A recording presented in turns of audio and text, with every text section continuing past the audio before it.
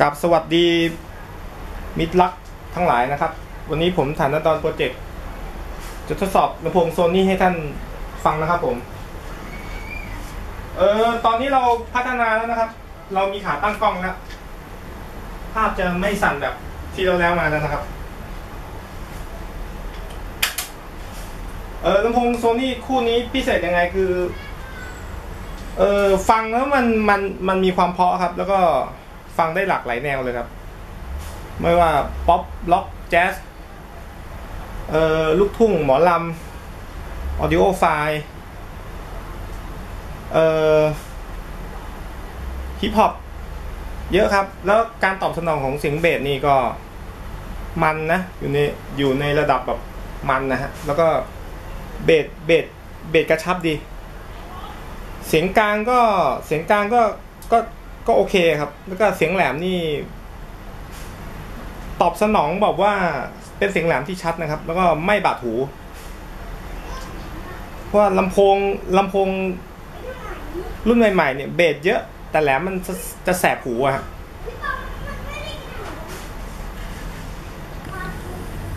การต่อนี่ผมจะใช้สัญญาณจากแดกถอดจากคอมพิวเตอร์นะครับหลายคนแอนตี้แดกนะครับบอกว่าแดกมันจะสู้เครื่องเล่นซีดีโดยตรงไม่ได้มันก็ใช่ฮะแต่ว่าแดกดีๆก็มีนะครับแต่ส่วนเรื่องสัญญาณเสียงนี่อาจจะตกมาจากซีดีนิดนึงอ่ะเพราะว่ามันลิฟต์มาจากซีดีแต่แดกที่ผมเลือกเนี่ยใช้ชิปกู๊ปสันนะฮะเสียงก็เป็นอนาล็อกพอสมควรนะครับเพราะผมเกลียดเพลงที่เสียงมันแข็งๆอ่ะแล้วผมจะฟังได้ไม่นานแต่ซิสเต็มนี้โอเคอ่ะผมฟังทั้งวันนะผมฟังทั้งวันเลยรวมทั้งลำโพงโซนี่ด้วยจะลองเพลงไทยกับเพลงฝรั่งแล้วก็พวกแจ๊สพวกดนตรีหลายๆอย่าง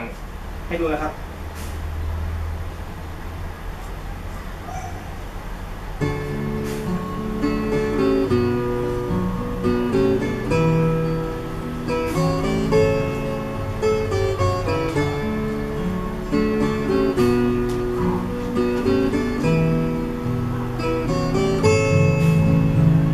คนจนจำต้องทนปั่นรถถีบ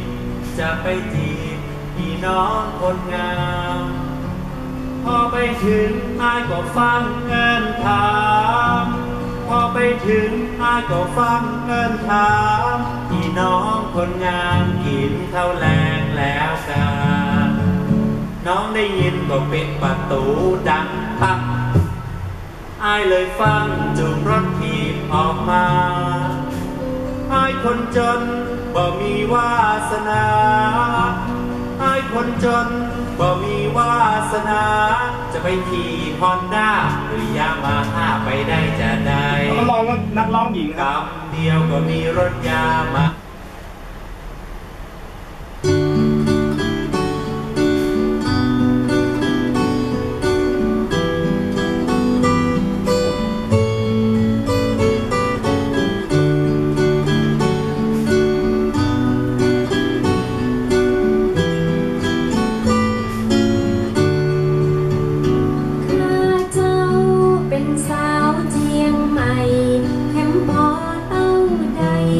จะเป็นสาวแล้วตึงวันมีบ่าวมาแอวมาอู้มาแซวเป็นคนละปูนข้าจะเปลี่ยนเพลงครับอันนี้อัดโดยสายชานะครับเ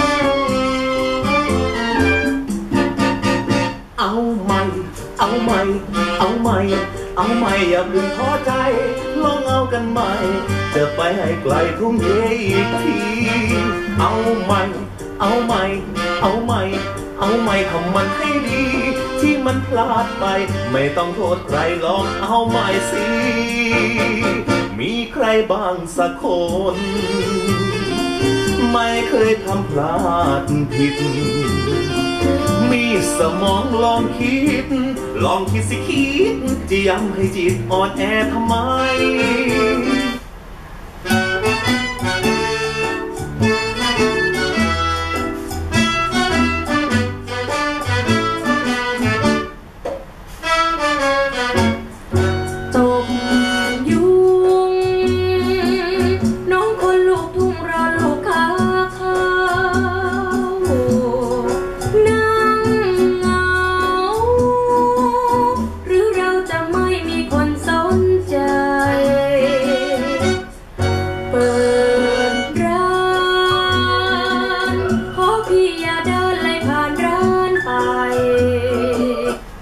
ของฝรั่งมั่งนะครับ See her how she flies, golden sails across the sky, close enough to touch, but careful if you try, though she looks as warm as the moon's so harsh and straight.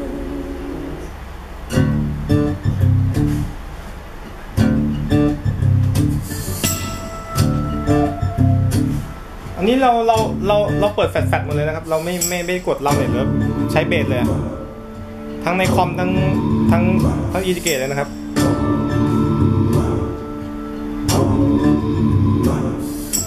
Seas a call for senses. The boys wanna know what's going on. So Joseph and Mary hit the road. With Mary now 9 months gone. You know we're talking about a hell of a walk. They had no place to stay. They tried the inns and the hotels. The message was plain as day. You get no refuge, no respite, and no sanctuary here. No refuge, no respite, and no sanctuary here.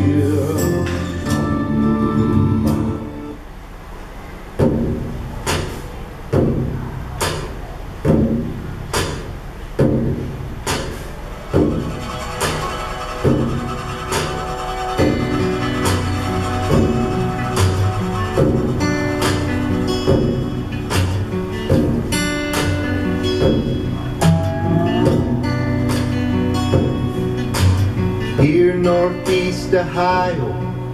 back in 1803, James and Danny found the ore that was lined in yellow.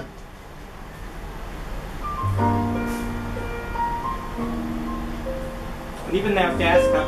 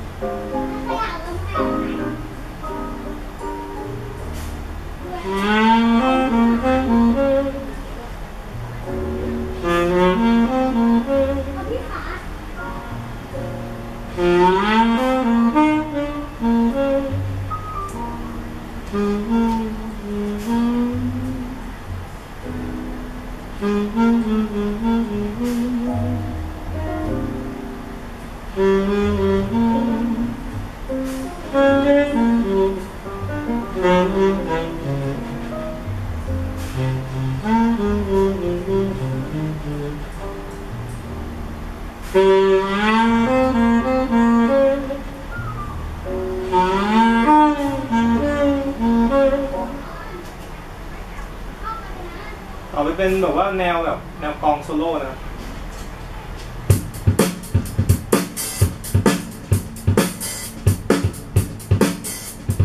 เสียงฉาบนี่ผมว่าใสดีนะครับแล้วก็ไม่บาดหูด้วย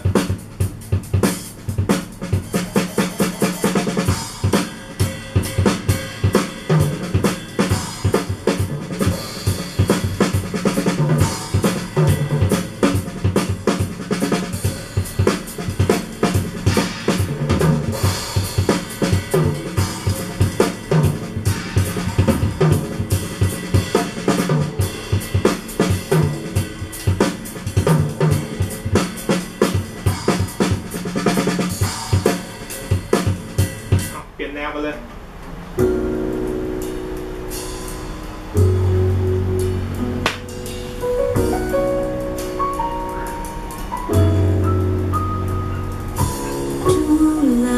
sana aku tutuzala. You are my sunshine, my only sunshine. You make me happy when skies are gray.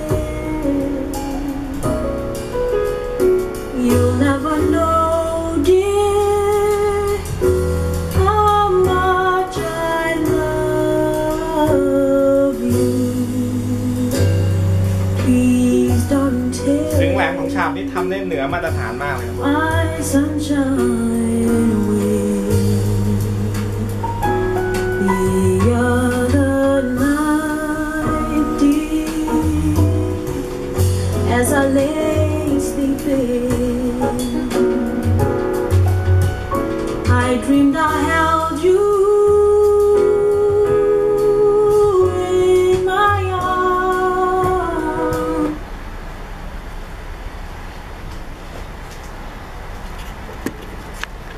ต่อไปเป็นการเทสความถี่32 เฮิร์ตซ์นะครับ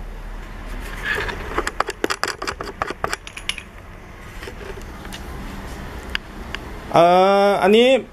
เสียงดีครับเสียงซ้ายขวาเท่ากันแต่ว่าเราขายแล้วก็บอกตรงๆเลยนะไอเนี่ยดอกสวยเสียงสองข้างเท่ากันตู้นะครับตู้สมรรถภาพประมาณ 80% นะครับบวกลบ 80% ครับแต่ผมว่าได้ดอกอย่างเดียวก็คุ้มแล้วล่ะนี่แหละครับขายแบบนี้ครับเป็นไงก็บอกไปอย่างนั้นไม่มีหมกเม็ดครับถ้าไม่รู้ก็คือไม่รู้ครับไม่มั่วครับ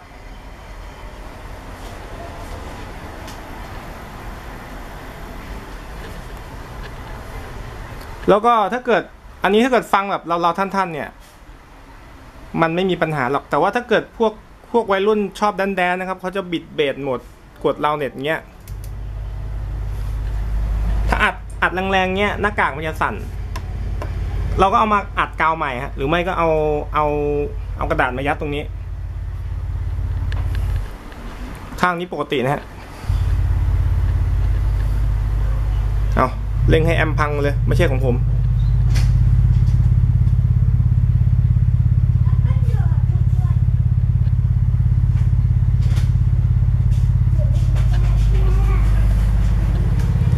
ฝั่งขวาก็ปกตินะครับ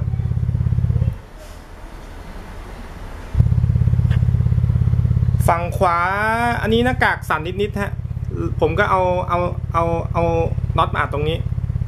แต่ถ้าเกิดไม่ชอบน็อตแล้วก็ไม่ได้เปิดซาดิสอย่างเงี้ยไม่จำเป็นต้องใส่น็อตมาตรงนี้ครับรุ่นนี้เสียงดีครับแต่ว่าเนี่ยข้อเสียมันอยู่ตรงกาวเนี่ยเขาอัดมาน้อย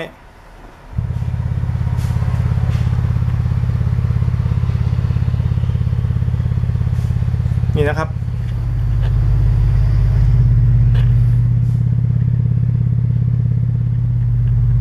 เครื่องมันแทบไม่ไหวแล้วครับผม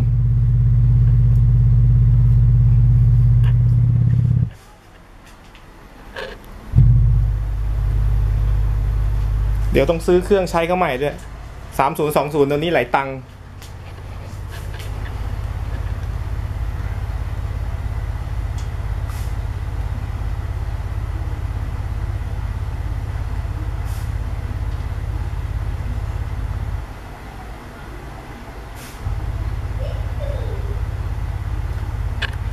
ผมจะเทสเสีย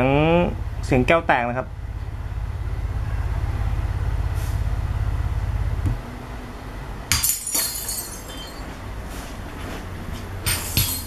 เอาเราเน็ตออกนะครับ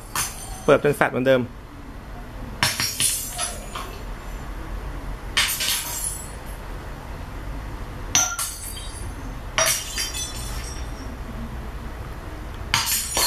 อันนี้คือเสียงของข้างซ้ายนะครับ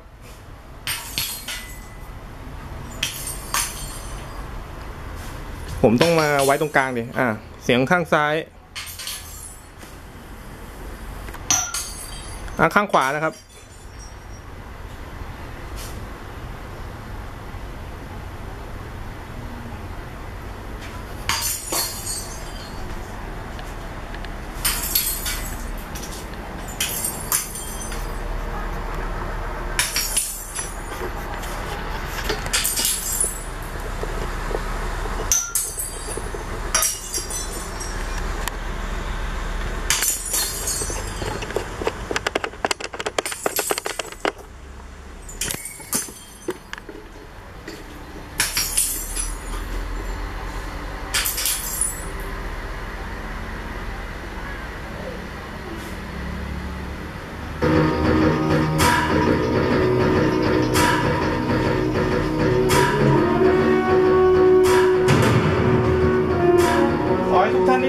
นะครับ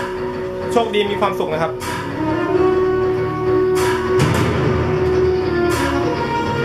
ตอนนี้ก็ดึกแล้วครับ เปิดดังมากเดี๋ยวจะโดนขวดมาเจอกันคราวหน้าครับผม ขอบคุณครับ